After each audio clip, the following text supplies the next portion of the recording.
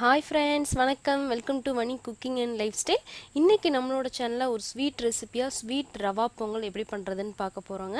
நம்ம நார்மலாக பச்சரிசியில் பண்ணுற பொங்கல் வந்து கொஞ்சம் டிலே ஆகும் இல்லைங்களா. நம்ம குயிக்காக சிம்பிளாக பண்ணணும் அப்படின்னா இந்த ரவா பொங்கல் வந்து நீங்கள் சூஸ் பண்ணலாம். ரொம்ப சூப்பராக நம்ம நார்மல் பொங்கல் சாப்பிட்ற டேஸ்ட்லேயே ரொம்ப டேஸ்ட்டாக இருக்கும். வாங்க அது எப்படி பண்ணலான்னு பார்க்கலாங்களா. அதுக்கு முன்னாடி நம்ம சேனலை மறக்காமல் சப்ஸ்கிரைப் பண்ணிடுங்க. பக்கத்தில் இருக்கிற பெல் ஐக்கானை ப்ரெஸ் பண்ணுங்கள். அப்போ தான் இனிமேல் போடுற வீடியோக்கு உங்களுக்கு நோட்டிஃபிகேஷன் கிடைக்கும். அதே மாதிரி வீடியோவை ஸ்கிப் பண்ணாமல் பாருங்கள். அப்போ தான் இடையில சொல்கிற டிப்ஸ்லாம் உங்களுக்கு தெரியும்.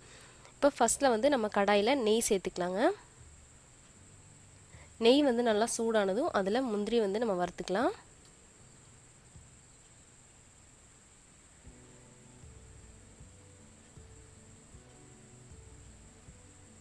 அதே மாதிரி திராட்சையும் வந்து நல்லா வறுத்துக்கலாங்க. நம்ம நார்மலாக பச்சரிசியில் பொங்கல் பண்ணுறோம் அப்படின்னா அதுக்கு வந்து கொஞ்சம் டிலே ஆகும் இல்லைங்களா. இந்த பொங்கல் வந்து நம்ம குயிக்காக பண்ணக்கூடிய ஒரு பொங்கல். இப்போது திராட்சையை எடுத்துகிட்டு நான் வந்து ரவா வந்து சேர்த்துருக்கேங்க. நம்ம ரவா எவ்வளோ எடுக்கிறோமோ அதில் பாதி அளவுக்கு பாசிப்பருப்பை ஃபஸ்ட்லேயே வந்து வேக வச்சு எடுத்துடலாம். இப்போ இதை நல்லா நம்ம ரோஸ்ட் பண்ணிடலாம். நெய்லே வந்து நல்லா நம்ம ரோஸ்ட் பண்ணிட்டோம் அப்படின்னா தண்ணியில் சேர்க்கும் போது கட்டி சேராமல் இருக்கும். அதனால் நல்லா சிம்மில் வச்சு கருகாமல் நல்லா வறுத்து எடுத்துக்கலாம். இப்போ வெள்ளத்தை வந்து நம்ம கரைச்சி தான் விட போகிறோம். பாகு காய்ச்ச வேண்டியதில் வெள்ளத்தை வந்து நம்ம லைட்டாக தண்ணி சேர்த்து அதை நல்லா கரைச்சி விட்டு தனியாக வச்சுக்கலாம்.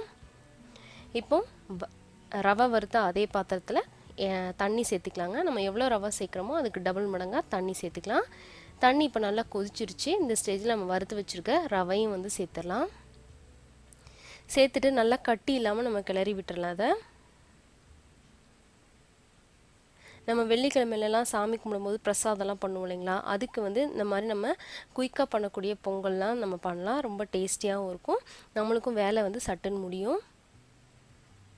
நீங்கள் இந்த மாதிரி ஏதாவது சிம்பிளாக பண்ணக்கூடிய பிரசாதம்லாம் நீங்கள் செய்வீங்களா? அதை எனக்கு கமெண்ட்ஸில் கொஞ்சம் சொல்லுங்கள். நானும் அதை ட்ரை பண்ணுறேன். இப்போ நம்ம ரவை வந்து தண்ணியெலாம் நல்லா அப்சர்வ் ஆனதும் நம்ம வேக வச்சு வச்சுருக்கிற பாசிப்பருப்பு வந்து சேர்த்துடலாம். அதில் சேர்த்துட்டு நல்லா நம்ம மிக்ஸ் பண்ணி விட்டுடலாம்.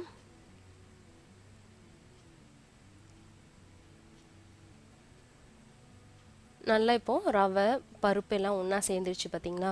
இந்த மாதிரி நல்லா சேர்ந்ததுக்கப்புறமா நம்ம வந்து ரெடி பண்ணி வச்சுருக்கிற வெல்லத்தை வந்து சேர்க்கணும். வெல்லம் கரைச்சி வச்சுருந்தோம் இல்லைங்களா, அந்த வெல்லத்தை வந்து நம்ம கரைச்சிக்கலாம்.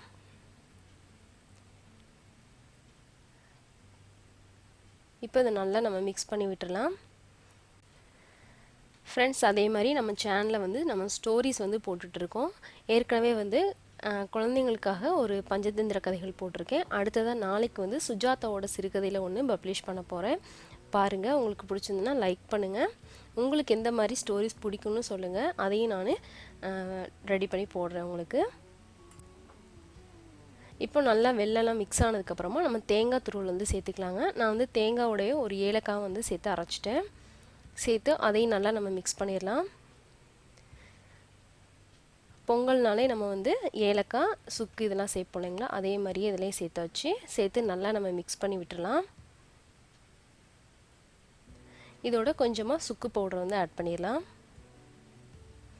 கொஞ்சமாக சால்ட் வந்து சேர்த்துருக்கேங்க. சால்ட் வந்து நம்ம சாமிக்கெலாம் பிரசாதமாக செய்யணும் அப்படின்னா நம்ம சால்ட்டு சேர்க்கக்கூடாது. நார்மலாக நம்ம வீட்டில் செய்கிறோம் அப்படின்னா சால்ட்டு சேர்த்துக்கோங்க. ஸ்வீட்டை வந்து நல்லா என்ஹான்ஸ் பண்ணி கொடுக்கும் உங்களுக்கு. இப்போ இதை மூடி வச்சு ஒரு 2-3 நிமிஷம் நம்ம வந்து குக் பண்ணால் நம்மளோட ரவெல்லாம் நல்லா குக் ஆயிரும் உங்களுக்கு. இப்போ இதில் ஃபைனலாக வந்து நம்ம வறுத்து வச்சுருக்கிற முந்திரி திராட்சையை வந்து சேர்த்துலாம். சேர்த்து ஒரு மிக்ஸ் பண்ணி விட்டோன்னா நம்மளோட ஸ்வீட் ரவா பொங்கல் வந்து ரெடி ஆயிரும். ரொம்ப குயிக்காக நம்ம ஒரு 10 மினிட்ஸ்லேயே வந்து நம்ம பண்ணிடலாம். அவ்வளோ ஈஸியான ஒரு பொங்கல். ட்ரை பண்ணி பாருங்கள் இந்த சிம்பிளான ரெசிப்பியை. கண்டிப்பாக உங்களுக்கும் பிடிக்கும். அப்படி பிடிச்சிருந்ததுன்னா எனக்கு ஒரு லைக் பண்ணுங்கள். உங்கள் ஃப்ரெண்ட்ஸ் அண்ட் ஃபேமிலிக்கு ஷேர் பண்ணுங்கள். நம்ம சேனலுக்கு மறக்காமல் சப்ஸ்கிரைப் பண்ணுங்கள். அதோட உங்கள் கமெண்ட்ஸே எனக்கு சொல்லுங்கள். தேங்க்யூ ஃபார் வாட்சிங்.